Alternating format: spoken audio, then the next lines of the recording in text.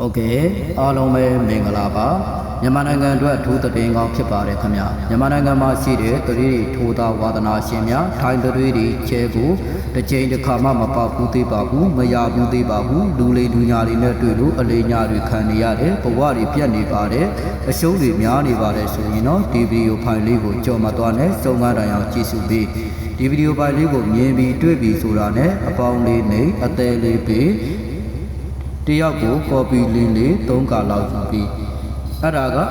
တယောက်မြင်တယောက်ရအောင်အများမြင်များပေါအောင် comment ထဲမှာလည်းမိမိတို့ရဲ့အခက်အခဲတွေမိမိတို့ကြုံတွေ့နေရတဲ့အခက်အခဲတွေကိုတစ်ချက်လောက်မှတ်ထားပြီးเนาะဟုတ်ပြီမြန်မာနိုင်ငံမှာဖြစ်ပေါ်နေတဲ့ထိုင်းတွေရုံချိုးကပါဆိုပြီးတော့မိတ်ဆွေတို့ကိုငွေတွေကြူတောင်းပြည်တွေကြူတောင်းเนาะအလေးညာတွေခံနေရလို့ဘဝတွေပြတ်နေပါတယ်ဆိုတဲ့သူတွေကျွန်တော်တို့ရှိကိုတိုင်စာတွေနဲ့တကွာရောက်တဲ့ email တွေပို့ကြတယ်ဖုန်းတွေဆက်သွယ်ကြတယ်เนาะအဲ့ဒီလိုအခက်အခဲမျိုးကိုဥလာမယ်တရက်2လ2026မှာကျွန်တော်တို့ Thai Stock Office ကနေပြီးတော့ကိုကြီးဆောင်ရွက်ပေးသွားမှာဖြစ်ပါတယ်ဒါကတော့ကျွန်တော်တို့ဘက်ကနေပြီးတော့အခုလာမယ်တရက်2လ2026မှာထွက်ရှိမဲ့ခဏန်းကိုတစ်ချိန်တစ်ခါကိုကြီးဆောင်ရွက်ပေးသွားမှာဖြစ်ပါတယ်ဒါကြောင့်မလို့ဒီတရက်နေ့မှာထွက်ရှိမဲ့ထိုင်းသတိတွေခဏန်းကိုလိုချင်ပါတယ်ပေါက်ချင်ပါတယ်တကွက်ကောင်းရရင်တေးသေးချာချာလေးထိုးပါမယ်ပေါက်လို့ရှိရင်အလူကြီးအတန်းကြီး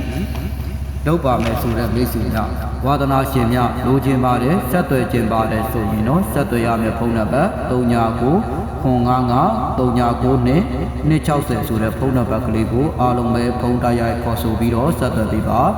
ကျွန်တော်တို့မိတ်ဆွေများကိုကျွန်တော်တို့ဘက်ကနေပြီးတော့လူကြီးရဲ့အကန့်အသတ်ကလေးနဲ့ပဲကူညီပေးသွားမှာဖြစ်ပါတယ်เนาะအခုမြန်မာနိုင်ငံမှာဆိုလို့ရှိရင်ကျွန်တော်တို့လူဦးရေတန်းနဲ့ချီပြီးရှိပါတယ်ဒါပေမဲ့ကျွန်တော်တို့လူဦးရေအများကြီးစာရေးကူညီပေးလို့ဖြစ်မှာမဟုတ်ပါဘူး။ဘာကြောင့်လဲဆိုကျွန်တော်တို့လူဦးရေနဲ့ချင်းတော့ပဲကျွန်တော်တို့ကူညီပေးသွားမှာပါ။ကျွန်တော်တို့ကူညီပေးပါမှာအဖွဲ့ဝင်အယောက်30ပဲကူညီပေးမှာဖြစ်ပါတယ်။ဒါကကျွန်တော်တို့ထိုင်းစစ်တော့ဈေးကွက်ကဖြစ်တဲ့အတွက်ဒါကြောင့်မလို့မိတ်ဆွေတို့ကို